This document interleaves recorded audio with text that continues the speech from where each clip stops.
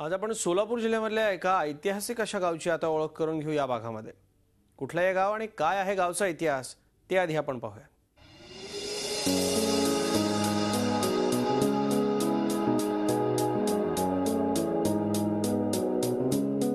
गाव तिथे जी 24 तास या कार्यक्रमांतर्गत आज आपण आलो आहोत सोलापूर जिल्ह्यात। चला तर पाहूयात आपण कोणत्या गावात आलो आहोत। आपण आलो आहोत अकलूज या गावात। चला तर ओळख करून घेऊयात अकलूज या गावची आणि जाणून घेऊयात या गावच्या समस्या।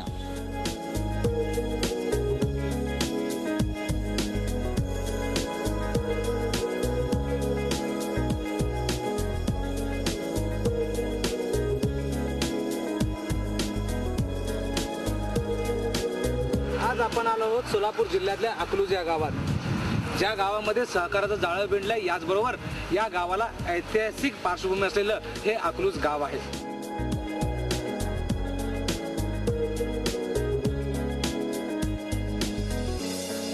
अहमदनगरची निजामशाही आणि विजापूरची आदिलशाही राजवट यांची नर नदी ही हद्द होती।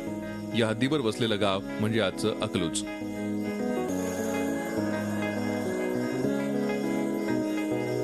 अकलाई देवी गावचं ग्रामदैवत असल्यामुळे देवीच्या नावावरून हे नाव पडलं।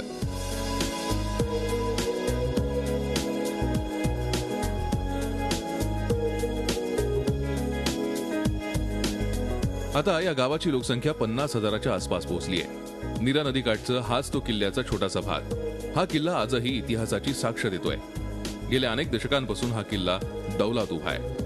स्थानिक प्रशासन आणि पूर्वीचं मोहिते घराणं आणि माजी उपमुख्यमंत्री विजयसिंह मोहिते पाटील यांच्या बंधूंनी हा ठेवा जीवापाड जपलाय। आज हे गाव नीरा नदीच्या परिसरात येत असल्यानं या भागात राज्यातील सर्वात मोठा सहकाराची मुहूर्तमेढ रोवणारा सहकार महर्षी शंकरराव मोहिते पाटील साखर कारखाना आहे।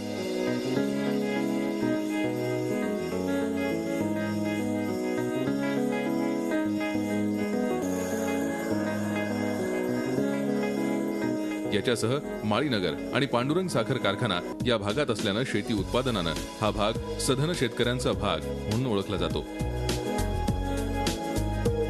गावातील दुतर्फा झाडी असलेले चकाचक रस्ते मन मोहून घेतात। हा भाग ग्रामीण असला तरी शैक्षणिक हब म्हणून या भागाची ओळख आहे। व्यापारात, जिल्ह्यात तसंच राज्यात नावाजलेली ही एक बाजारपेठ आहे। आज आपण बघितलं अकलूजमध्ये जो बायपास आहे, हा बायपास अकलूजमध्ये झाला म्हणून अकलूज दुप्पट झाला, दुप्पटने चौपट झाला। म्हणजे नवीन तंत्रज्ञान जे असेल ते अकलूजमध्ये आणण्याचा प्रयत्न आमचे नेते मंडळी करत आलेले आहेत।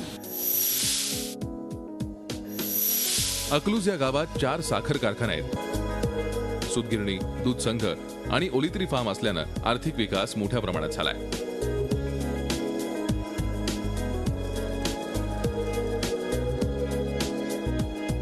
अकलूज गाव हे शैक्षणिक हब असल्यानं 30,000 विद्यार्थी शिक्षण घेत आहेत। राज्यातून आणि परराज्यातून विद्यार्थी विद्यार्जन करण्यासाठी इथे येत असतात। झी 24 तास रहा एक पाऊल पुढे।